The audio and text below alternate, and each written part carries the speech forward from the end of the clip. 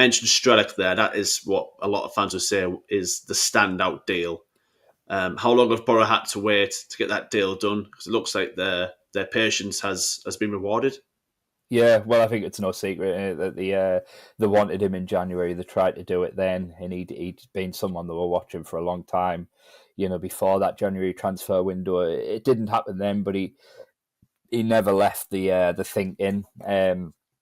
And from what I'm told, this summer it was a case of playing the waiting game because Slovan Bratislava had their European qualification campaign going on. So I think they started in Champions League qualification, got eliminated from that, so moved down to Europa League qualification.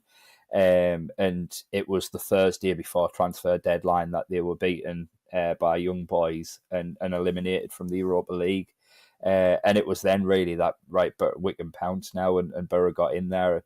The Slovan was he general director, I think was his title, had done an interview as that deal was confirmed, and he'd said then that they'd had several offers this summer. I know Celtic were named quite often as an interested club, but by all accounts there was a lot of interest across Europe in Strelec, and Boro had been doing that work on him since January really. So funnily enough, just been listening to his club interview today, where he mentions the fact that he's been having conversations with the club for a long time, and he was he was ultimately sold the project at Boro, and by all accounts he was desperate to come here. This was where he wanted to come, which is a really positive sign really, that a player with such kind of interest from many directions was sold on the Boro project. And yeah, it's similar to the Malanda one, which we spoke about earlier.